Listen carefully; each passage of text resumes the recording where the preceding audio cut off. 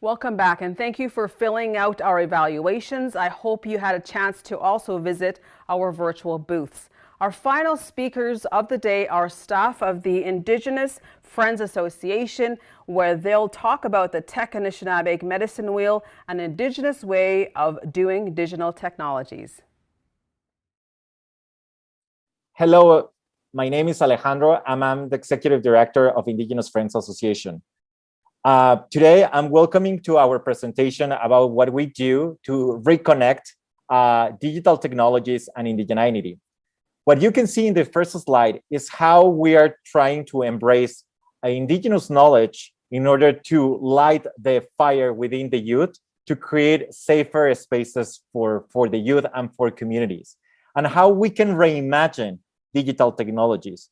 Because one important issue that is going on is a lot of the policies and a lot of the current issues of in digital technologies is that indigenous peoples, we are just allowed to access technology, but very few times we are allowed to create and design our own technology.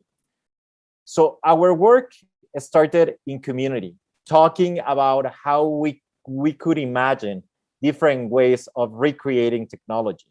And that was within an indigenous technology that is the TP. The TP actually inspired a lot of our minds and a lot of our spirits about how we can bring this type of technology that has been passed generation over generation in order to create safer spaces for communities. And this brought our mission, that is to inspire and support the imagination of indigenous communities to create digital technology. And that's why it's so important. Sitting together as community is bringing the idea of healing through the digital spaces, how we can start our healing journey and how we can reconnect to a lot of our culture and reconnect to a lot of our communities through these spaces and using this technology. But the important part is how we can use this technology embracing indigenous protocols, embracing indigenous ways of doing. So this is so important in order to create safer spaces. Hi, so my name is Eric. I am one of the developers here at IFA, and I'm going to talk today about one of the principles that we hold here. It's the principle of Indigenous technology. So what is this idea of Indigenous technology? So simply put, it's technology built for and by Indigenous people. So I think often there is a colonial perception of technology as being separate from what is stereotypically understood as indigeneity. And I think what we are trying to do here at IFA is we're trying to push back on that stereotype. And so what we want to do is we want to create technology that is part of Indigenous culture. And so one of the things that we really try to address is that we don't want the technology to be something that augments culture, or that is just kind of, this colonial idea of like we build something and give it to the people. What we try to do is inform all our decisions by the people we are working with, by the Indigenous communities that we are working with, and we create technology for these communities that we're working with, and making sure that there is a process of that the technology is, as Alejandro was talking about before, is owned by the people who are using it and is part of that process. So that is one of the main focuses here at IFA. And to further extend on that, one of the main things that we also are trying to push back on is digital colonization. So digital colonization describes this idea of these big companies, so Google, Apple, Facebook, Amazon, Microsoft, all these huge companies that take people's data, often giving these free services, but they take the data and then use that data mostly unconsensually to make money off that data, so selling the data. And so it is kind of this idea of just that data is not owned by the people anymore, and that data is solely a means for profit and solely a means for the continuization of colonization. And so here at IFA, that's something we are trying to push back on. We are trying to create technology and create information that is A, safe and secure, but B, will not be sold and is not, for the purposes of profit, but is for the purposes of solely building community and connecting communities. Hey, I'm Jacob. I am the senior developer at IFA. That means I help build and maintain a lot of the technical projects that we've got going on. So just to delve a little bit deeper into exactly what we do, there are three main areas that we focus on. The first is our Indigital program. So in Indigital, we use our understanding of the various Indigenous cultures and our understanding of digital technology to deliver digital literacy courses to Indigenous youth. So the way we do that is through a few different modules. We begin by introducing land teachings, giving the youth a history of the land that they're on. We talk about Turtle Island, the way that we can indigenize digital technology, and motivating the youth with the discussion of Indigenous futurisms. We then move on to teaching the youth the basics of coding, programming logic, and we begin to design and plan a community project to give back and benefit the communities that the youth are from. The second is our Indigenous Friends platform. Our mobile application is just one of the tools that we have created to give Indigenous youth autonomy. We use the app to help connect youth together by having virtual sharing circles, connecting them with their communities, and sharing virtual medicines and collectibles. The app has proven especially useful during the pandemic when everyone has to be physically distanced. And third and finally is the Mechanox suite. We plan to take our programming further, connect with different organizations, and build a curriculum that allows our participants from Indigital to actually earn certificates and advance their careers. The mobile app is available on both Apple and Google Play stores. We try to make it as accessible as possible and easy to understand as possible. The aim was to connect youth with each other, with their communities, and with the resources that will help them in the best way possible.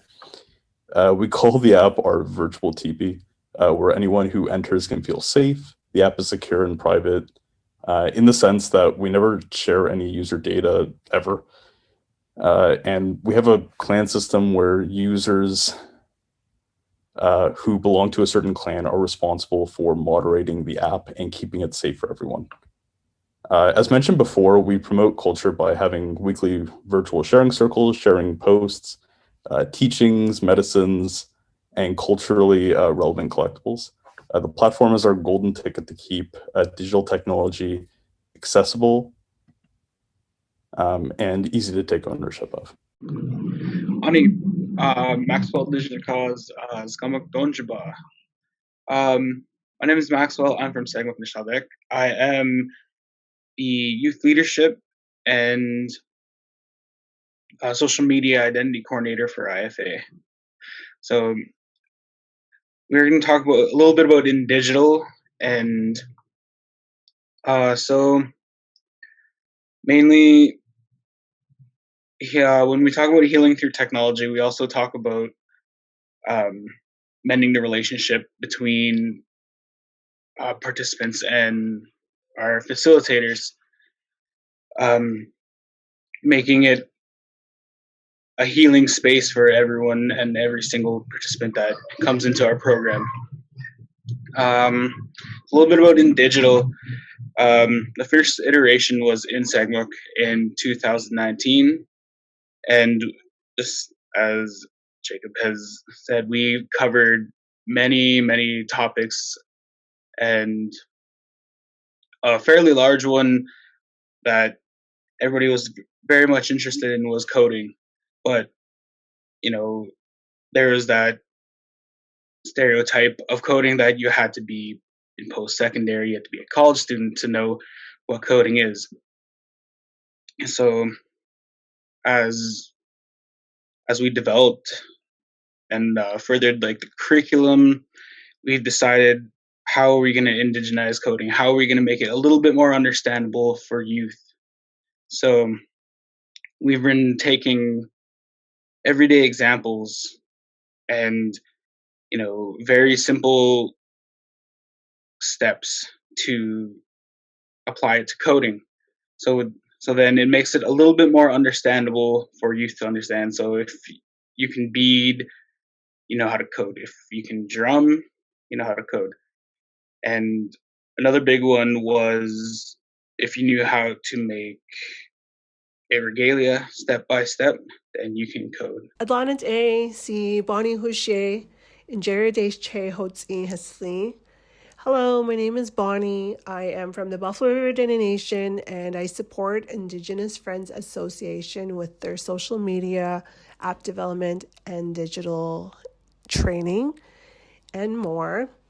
My experience with Indigital has been transformative and educational because it's a digital space of connection, belonging, and safety, and has expanded my mind on Indigenous technology and how we can empower ourselves, others, and our communities using this information. One important aspect of what we do in IFA is these urban spaces are actually transforming the way that communities are interacting with each other.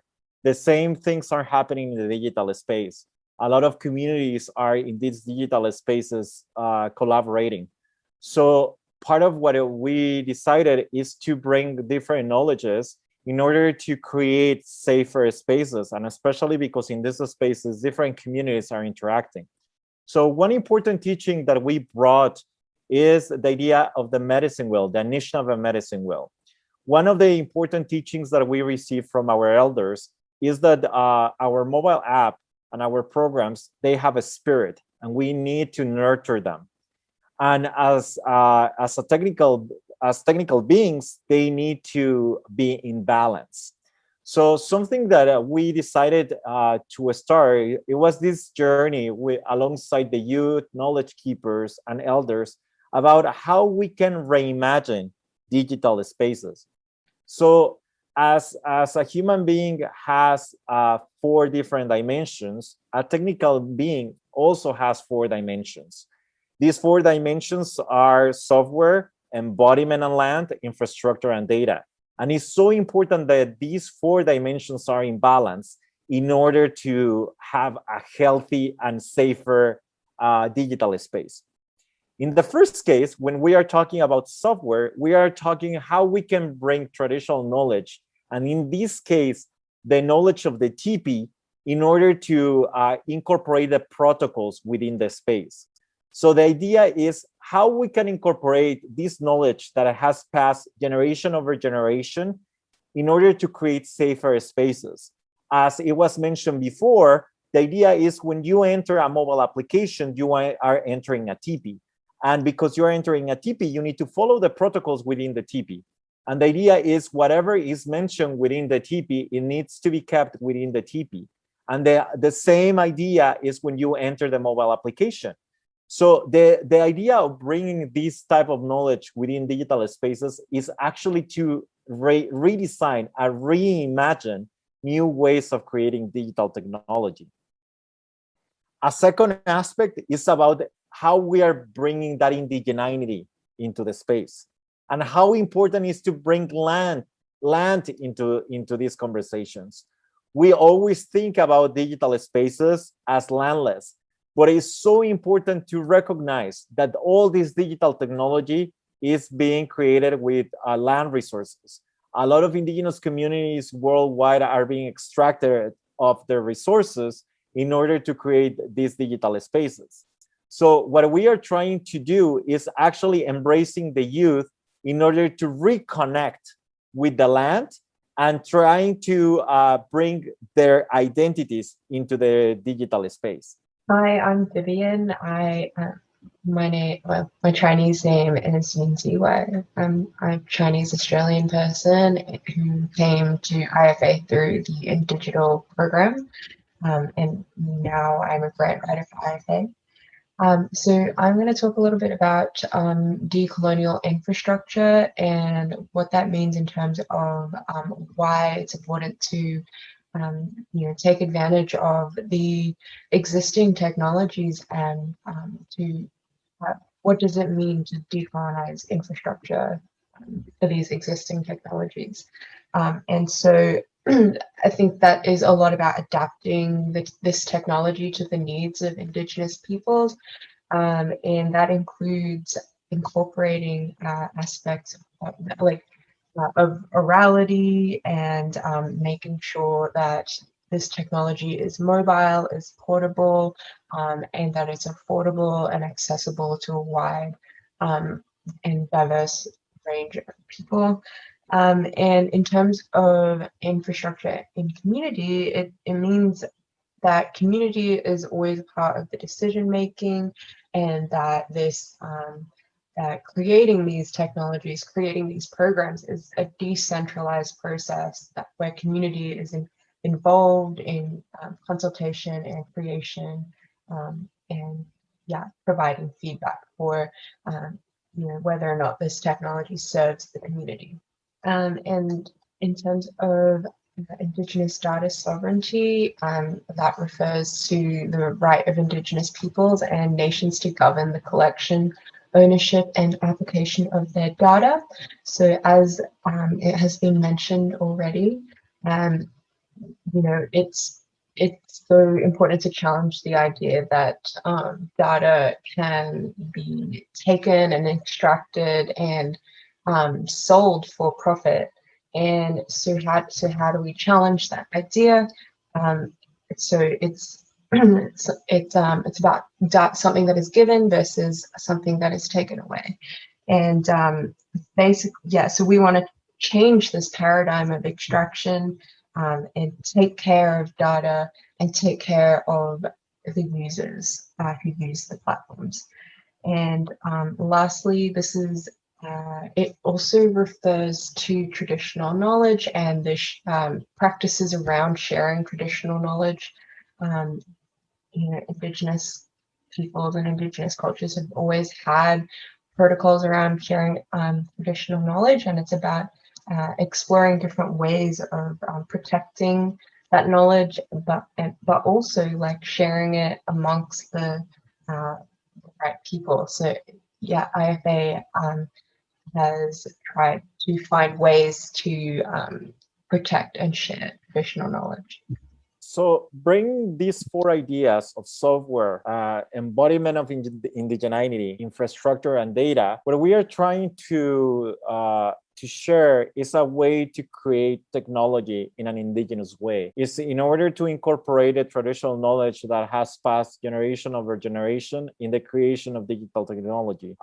Each community might have a different teaching in order to bring these principles alive, but it's so important to start having these conversations. These conversations need to happen not just with the youth. These conversations need to happen at the government level. It needs to happen at the band council level. It needs to happen with the people that are constructing and maintaining the infrastructure. It's so important to start thinking about how we are creating our digital technology, because we have the threat that if we continue relying in external resources and people to create our technology, we are going to start a colonial process of dependency. So it's so important that we start thinking all these processes. Hi, everyone. My name is Sanae Stimson, and I am the social media coordinator for the Indigenous Friends Association. Over the last 2 months, we've seen a massive boom in our growth. Granted that we are in a pandemic, it's good to see that we are creating engaging content that will benefit people to create a sense of community.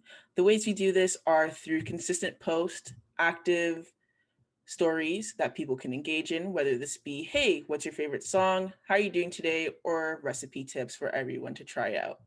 We've seen a growth of over 259% on all three platforms, our main platforms being Facebook, Instagram, and LinkedIn. Instagram being our most followed and engaging platform, followed by Facebook, and then LinkedIn as third. We've had over 200 people follow our Instagram, 60 people like our Facebook page, and now 73 people follow our LinkedIn. Throughout all of this, we try our best to keep meaningful content that will be respectable to follow, share, and post with your friends and family. We hope that we continue to grow and that you can follow us on our socials. We have at Indigenous Friends on Instagram, at Indigenous Friends on Facebook, and then Indigenous Friends on LinkedIn. Hello, my name is Alina and I'm the tech lead at IFA. Because I'm the tech lead, I get to talk about the app because this is directly what I work on. So what I wanted to do is take this time to formally invite you all to enter our virtual teepee, to download our app and to connect with us on there. We highly recommend that you do connect with us on there. As mentioned before, this is a space that we've created specifically for Indigenous youth to connect with each other, with resources, with their communities. Since the launch of the app, we've seen such a huge growth in users. And I think it just goes to show that people really do need community right now, and they really need to feel that sense of connection. So yeah, again, I will formally invite you to download our app. It's available on both the Apple App Store and the Google Play Store, and we'll see you there. Going back to the first slide and trying to actually finish in a circle in a circle way, in a circular way, especially because this is the way that Indigenous knowledge and Indigenous ways of education are. And after all this journey of showing what is IFA, what we are trying to do today is an invitation to everyone to start thinking how we can create an Indigenous technology, how we can create Indigenous digital technology that is surrounded by all these threats and all these colonial powers, but most importantly, how the imagination of the youth and how the imagination of different people from the community, knowledge keepers, elders, are so important in the design process. Miigwech, and thank you so much for being with us today.